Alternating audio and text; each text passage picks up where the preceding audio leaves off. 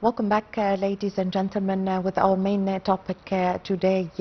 Actually, we are discussing the latest developments in Gaza Strip and the implementation of the ceasefire agreement. And to shed more light on this, we have the pleasure to have with us today in our studio our dear guest, Dr. Khater, Professor of Mass Communication and International Relations Specialist. Good morning. Good morning.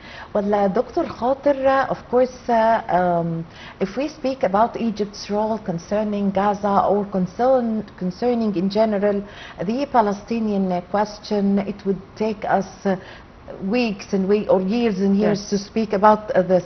Actually, Egypt played a significant role in the recent war, the previous war that took place in Gaza, and during the 2 years as a mediator and also as exerting all efforts to help the Palestinians and to send the humanitarian aid and relief aid and the medical supplies. Exactly.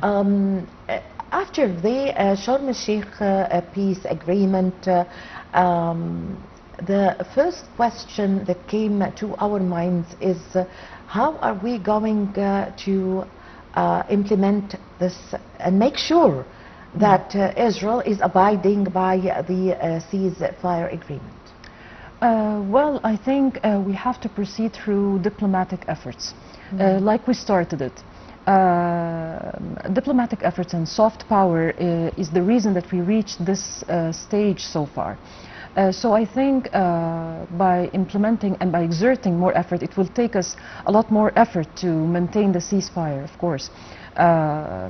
Maybe we can gather voices for more international pressure on Israel to help maintain the rights of Palestinian people and maintain the ceasefire and stop the war eventually. So I think that we have to proceed through our same path diplomatically and through further peace talks and through further use of soft power in order to make sure the war has ended. Yes. Egypt is now exerting all efforts in order to send the humanitarian aid, and actually not only the aid that comes from Egypt and the Egyptians, but also from all the countries, from Turkey, from Jordan, from everywhere in the world. It comes from the Rafah or the Karam Abu Salam, monitored by Egypt, of course. How do you see the picture nowadays? We see also some, objections or challenges that are facing the peace deal because the Palestinians are still digging for the remains, all the bodies of the hostages. Yes, sure. Well, I think first, regarding the humanitarian role, Egypt, this is the second track that Egypt has taken in this war. The first one was the diplomatic role, and the second is the humanitarian role. We are actually supervising and contributing. We're the largest contributor regarding the humanitarian aids entering Gaza. Egypt has always sought to maintain the steady flow of humanitarian aids, and even at the time when the Rafah border crossing was closed from the other side by the Israeli occupation, Egypt made sure to set all the trucks, the humanitarian aid trucks, ready for entering whenever the border crossing became open or available. Yes. Yes, I think there will be further challenges regarding implementing the ceasefire. And yes, the Palestinians are still digging the remains and the bodies of Israeli hostages. But this is something that is going to take time. Yes, of course, yes. And that's why I'm saying it's challenging. And it's not just the time that's challenging. I think it's the apparent desire of the Israeli part that they want to continue with the war. So we have to maintain, as I said, some kind of international pressure. Why do they want to continue with the war? On the contrary, their citizens, the Israeli citizens, in recent months, Yes. we saw them, most of them, making protests. Of course, if we say not sympathizing with the Palestinians, but at least they wanted the war to end. They wanted the hostages to be back, and they wanted the Palestinians to receive and not to suffer from the famine. Yes, I think so. They just want the war to end, and Yes. they. But why is the government not abiding by the will of the people in Israel? Because I think the Israeli Prime Minister is doing his best to remain in power, and I think continuing with the war is one of the ways he's doing so. So I think the international pressure is the solution at this part, and I think Egypt is doing a great job in trying to coordinate international efforts in order to maintain the ceasefire agreement and to maintain the international pressure on Israel to stop the war at all, not just a ceasefire. No, we want a permanent ceasefire. Yes. Yes. So if we go through the items of the peace, Sharm el-Sheikh peace agreement, Yes. Yes, the first items was handing the all the hostages. Of course. And this what have already happened. And also, yes, exactly. one of the items is delivering the humanitarian aid, the medical supplies, and the people to pass from Palestine or Gaza to receive Opening the Rafah medical crossing, care yes. here in Yes. Yes. And I think this faced challenges after, right after Sharm el-Sheikh peace talkings. I think the first day after Sharm el-Sheikh summit, we faced Israeli opposition to opening Rafah crossing again. They didn't want to open it at the beginning, and then they actually submitted to the agreement that was signed the day before, and okay, yes, we are going to open it, but still it's not steady. So we want to make sure that the agreement is implemented in the right way, in the accurate way, and that the Israeli part specifically submits to all the terms of the agreement and apply all the terms of the agreement. Yes. Yes. Dr. Khater, you are a professor of mass communication. Yes. I'd like to ask you about the importance of the social media and the importance of media in general. And in recent months, we can see, all of us, that it was very clear that the whole world was angry with the genocide war and with Israel. Yes. In the whole world, in all the parts of the world. Yes, that's true. So the role of the media in spreading awareness and in bringing the truth and the real picture to the people. Well, I think social media played a great role in this part. Social media represents the voices of the people. So when specifically Egyptian influencers and Arab influencers started talking about the suffering of Palestinian people in Gaza, a lot of people around the world started to hear the right side of the story.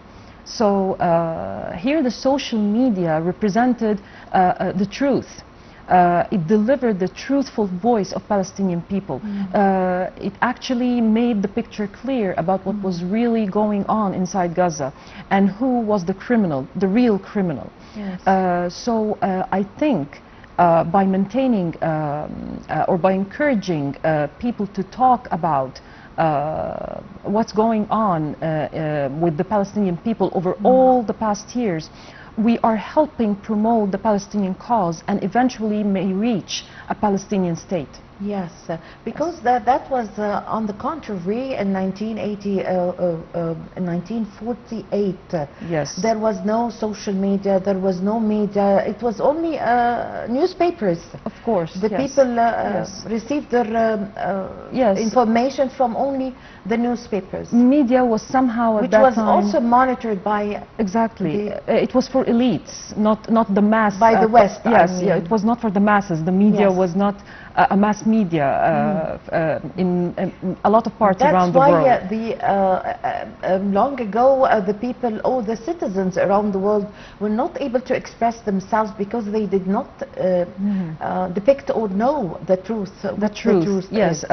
Media was still in the hands of certain people. The controlling media, let's clarify that the controlling media at that time and the Western media was actually dominating the scene. So there was only one side of the story told, not all the sides and not the truth.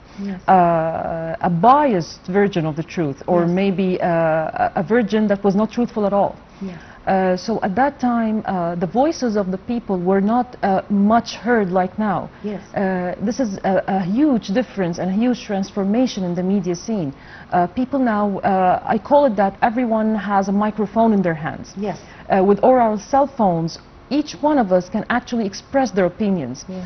We don't need to wait for media to express our own viewpoints anymore. We can express our own opinions. So this brings us to the truth that the power of media is very important, actually. Exactly, it's very important, and it represents a true voice. So the technology is not always have its negative side. It has also a positive side. Because on the contrary, the Israeli government said that there is no starvation, there is no famine in Gaza, and that the media is lying.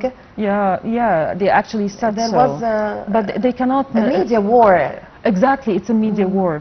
They cannot claim that all of the photos of children starving and dying in Gaza are people around the world were defending. Well, they were. I think that they were defending Israel at the very beginning, but then the situation started to change after a lot of media coverage coming from Gaza, and I think you cannot just claim that all of these photos and all of what's happening is just a lie. The photos were real, they were not manipulated. The catastrophe is real. Children are actually dying, children are actually starving in Gaza. So you cannot keep maintaining and claiming that this is a lie. All of this cannot be a lie.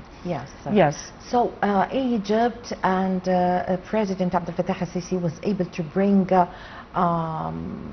the presidents of the most powerful countries in the world and in the Arab world to Egypt in Sharm el-Sheikh to sign this important, very important and historical agreement. Of course, yes. So how did you follow this?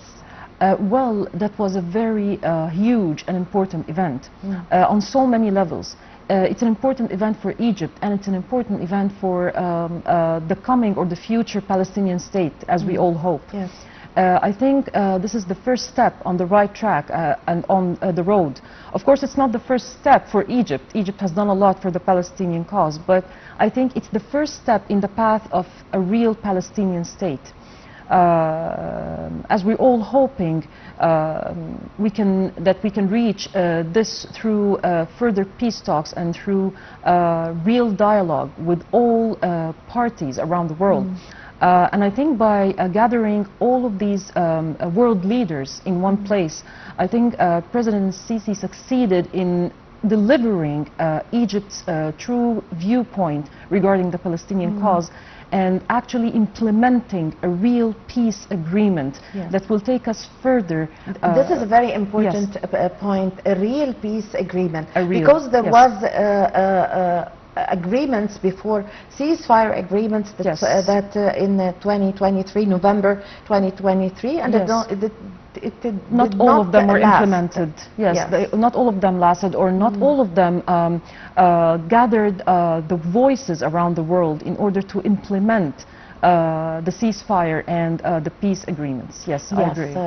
I thank you very much for your time. I really had the pleasure to host you today. Thank you. Thank you so much, Dr. Sarah Khater, Professor of Mass Communication and International Relations Specialist. Thank you very much. It's my pleasure. Thank you. Ladies and gentlemen, a short break and I'm going to be back with you.